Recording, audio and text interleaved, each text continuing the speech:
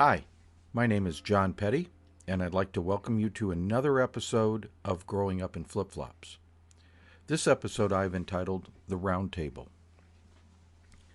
My interest in history, I would imagine, was basically force fed to me by my mother.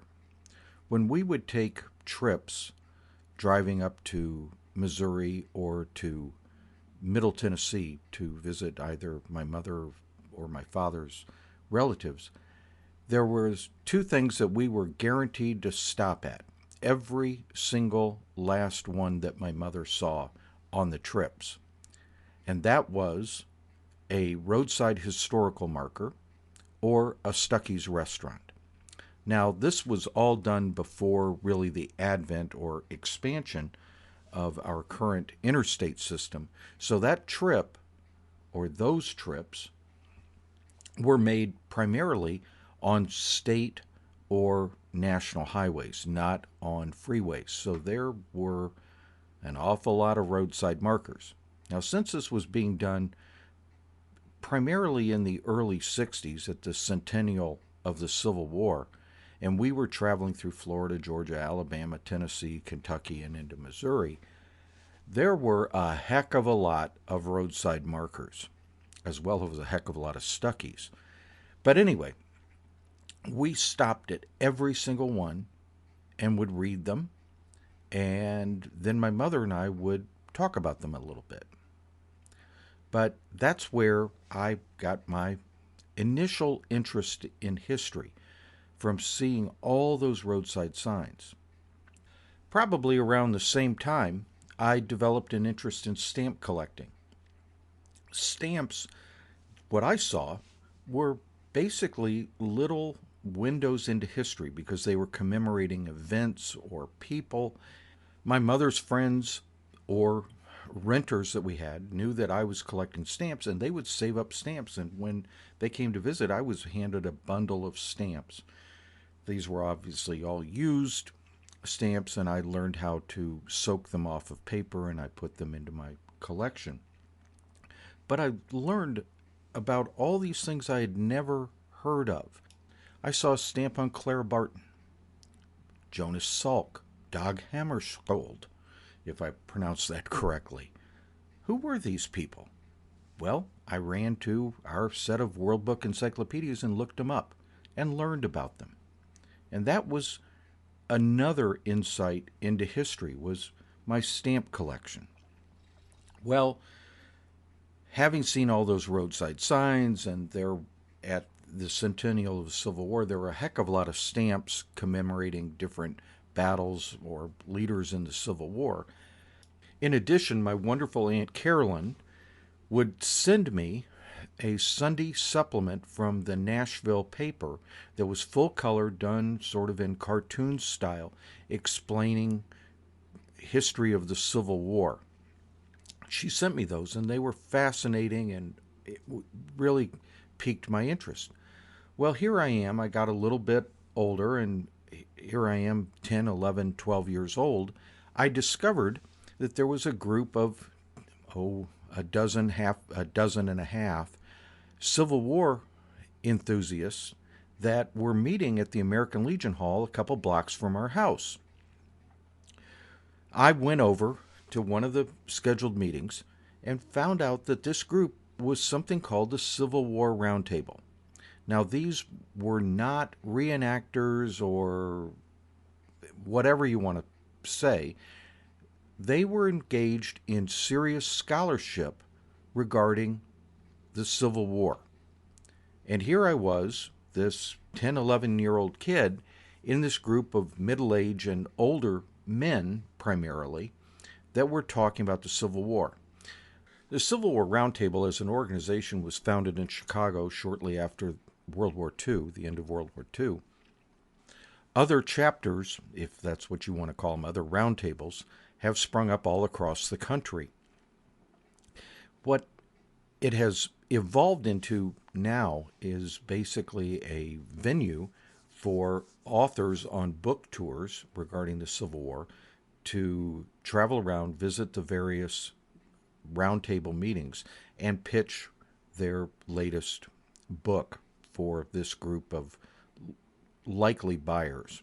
But anyway, the round table in my hometown with this dozen and a half people was not on any kind of book tour. They were truly a round table. They expected each member of the round table to research a topic and then present to the other members on a monthly basis, about a 45-minute to a 1-hour presentation on their subject of choice related to the Civil War, and then stand for Q&A. Well, when I joined this group, here I was this kid, well, the president of the round table comes over to me and says, well, if you expect to be a member of this round table, we expect to give you for you to give a presentation to us. What? I mean, here I'm a 10, 11-year-old kid in front of all these middle-aged people. You're going to expect me to do something. Now, remember, this is before Google, before Wikipedia, before the internet. I'm going to have to find a subject. The president said, don't worry, we'll help you. We'll give you 9 months to research your topic and come up and do a presentation. Well, what was I going to do? I had to look around and see what did I know a little bit about to start, and also a subject that was interest to me. Well, there was my stamp collection. So I chose to do my presentation and do my research on Confederate postage stamps. It was something that was interesting. I knew about postage stamps from my collection. A couple members went to the library and through interlibrary loan found books that I could read and do a little bit of research, and I put together a presentation. This is obviously before PowerPoint or anything like that, so it was me literally standing up talking about Confederate postage stamps and explaining to this group everything I knew, and then standing answering questions. Well, it went well. I really don't remember anything about it. I didn't bomb. I wasn't embarrassed. This is not a horrible memory for me.